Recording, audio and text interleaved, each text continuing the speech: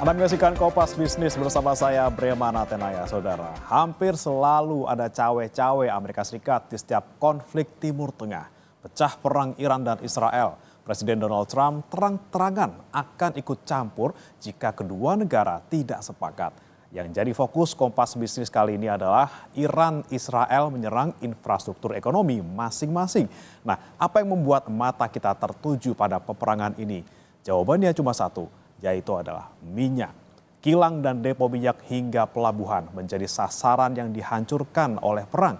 Dan kita akan ke kondisi terkini di Timur Tengah ini, saudara, pada Kompas ID, di mana ada Deputi Bidang Koordinasi Kerjasama Ekonomi Internasional Kementerian Koordinator Bidang Perekonomian, Edi Priyo Pambudi, yang bilang ada resiko kenaikan harga minyak mentah dunia akibat memanasnya konflik di Timur Tengah.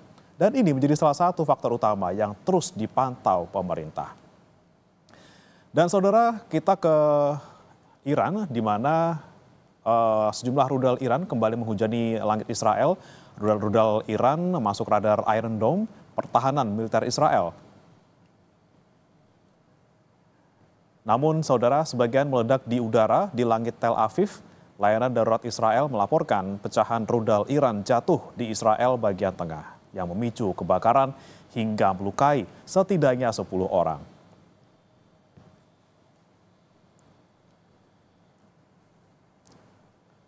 Sementara serangan rudal Iran yang gagal dicegat pertahanan udara Israel menghantam sejumlah lokasi di Israel. Gedung-gedung runtuh dan sejumlah mobil rusak akibat serangan rudal Iran. Tim penyelamat Israel menyisir reruntuhan bangunan untuk mencari korban. Iran meluncurkan lebih dari 100 rudal ke Israel sebagai balasan serangan Israel yang menewaskan pemimpin militer Iran serta sejumlah fasilitas militer di Iran.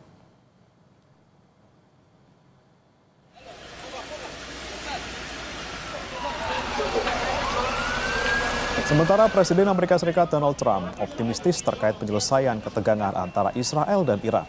Trump menyebut kemungkinan besar akan ada kesepakatan antar kedua negara untuk meredakan konflik. Israel meluncurkan operasi Rising Lion yang menargetkan fasilitas nuklir dan militer Iran. Sementara untuk membalas, Iran meluncurkan operasi True Promise Tree. Well, I hope there's going to be a deal. I think it's time for a deal, and we'll see what happens. But sometimes they have to fight it out. But we're going to see what happens. I think there's a good chance there'll be a deal. Kemudian pertanyaan saudara, kenapa kemudian Iran sangat penting dalam peta minyak mentah dunia? Ini dia, negara Iran ini memproduksi sekitar 3,3 juta barel per hari minyak dan produk lain yang ada di ladang-ladang mereka. Bahkan sebagian besar, tepatnya 2,2 juta barel produk migas Iran diekspor setiap hari. Produksi Iran menyumbang hampir 20% dari sekitar 19 juta barel minyak, kondensat dan bahan bakar yang dikirim ke pasar internasional melalui Selat Hormuz. Angka ini setara dengan 20% total konsumsi dunia. Bahkan di negara yang termasuk Amerika Serikat ini mulai menghitung dan juga mengantisipasi dampak kenaikan harga minyak mentah dunia ini. Kita akan ke data selanjutnya saudara untuk mengetahui pergerakan harga minyak mentah dunia. Nah, ini adalah grafik harga minyak mentah dunia, di mana dalam satu pekan kita lihat saudara dari tanggal 10 Juni 2025 ada di 66,6 dolar Amerika. Kemudian di tanggal 16 Juni 2025 atau kemarin ini naik signifikan ke 73,23%. Ini tentunya pasca ataupun sejak Iran dan Israel berperang. Kemudian mengapa harga minyak ini juga penting bagi Indonesia? Begini, jadi kita ke Australia terlebih dahulu. Meski negara ini jauh dari konflik, ini mereka sudah bersiap jika ekonomi tertekan akibat kenaikan minyak dunia. Harga bahan bakar di Australia ini bisa naik hingga 12 sen per liter. Nah, pertanyaannya, bagaimana dengan Indonesia? Setiap harga kenaikan ICP 1 dolar Amerika Serikat ini, maka belanja negara akan naik sampai 10 triliun rupiah.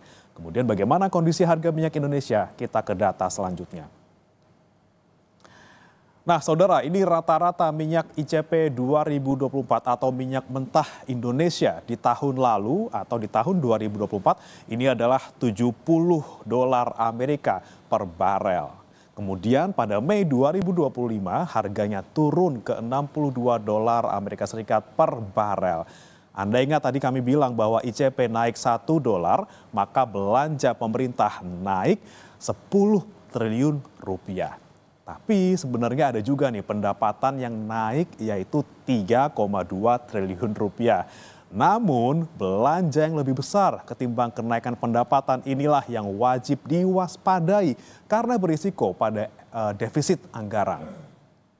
Dan kita akan dengarkan saudara, ini ada pernyataan dari Direktur Keuangan Pertamina Emma Sri Martini tentang hitungan Pertamina atas harga minyak mentah dunia dan Indonesia. 2025 dari seluruh parameter di global, 2025 dibandingkan 2024 terjadi perburukan dari seluruh parameter baik itu Brent, crude price, MOPS itu semuanya melandai di 2025. Jadi kita prediksikan bahwa akan terjadi pelandaian dibandingkan 2024. Kalau kita lihat year on year 2025 dan 2024 memang sudah terjadi perburukan. Nah, namun demikian kita coba mitigasi dan strategize. Ini yang kita akan coba di second half. Namun kita lihat bahwa ini tak terhindarkan dari sisi ICP. Kalau kita lihat dari posisi YTD saja, sekarang di level sudah di 70 dolar. Dan di current Mei itu levelnya udah di 62 bahkan. Nah ini yang dari upstream ini sangat kena pressure yang cukup dalam. Belum lagi dari sisi impairment, dari sisi aset hulu.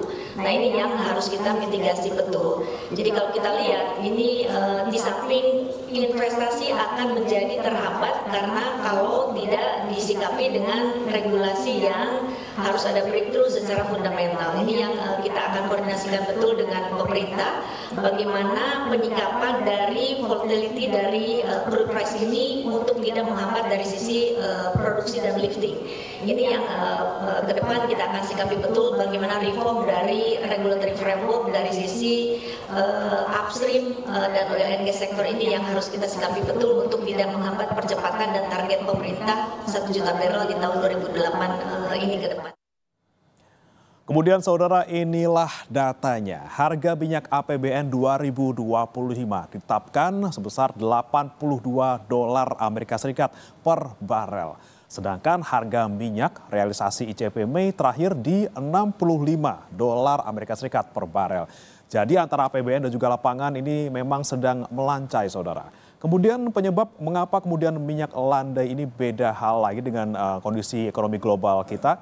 Nah, kalau kita lihat lifting atau produksi minyak mentah siap jualnya, Indonesia punya target lifting 1 juta barel per hari. Meski makin ke sini gaungnya semakin redup. Nah, APBN berasumsi lifting tahun ini adalah 605.000 barel per hari. Meskipun realisasinya masih 573.000 barel per hari. Nah, ada Forel Trubuk yang harusnya menyumbang produksi minyak 20.000 barel. Tapi masalahnya usia sumur minyak di Indonesia ini juga semakin tua. Nah, meski kondisi sumur tua yang menantang saudara, Pertamina bilang bahwa target produksi pemerintah di 1 juta barel per liter ini, maksud kami per hari ini tidak berubah. Banyak opsi yang sedang ditempuh untuk mengejar target ini. Dan berikut pernyataan dari Direktur Utama Pertamina, Simon Aloysius Mantiri. Untuk target kita, pada beberapa kesempatan juga saya mendampingi Bapak Menteri SDM, target kita untuk lifting minyak per hari sampai saat ini kami masih tetap pada sasaran untuk mencapai 1 juta barel per day. Target kita di antara tahun 2028 dan 2029. Itu dengan demikian memang kemarin ada beberapa wilayah kerja yang akan segera dilelang.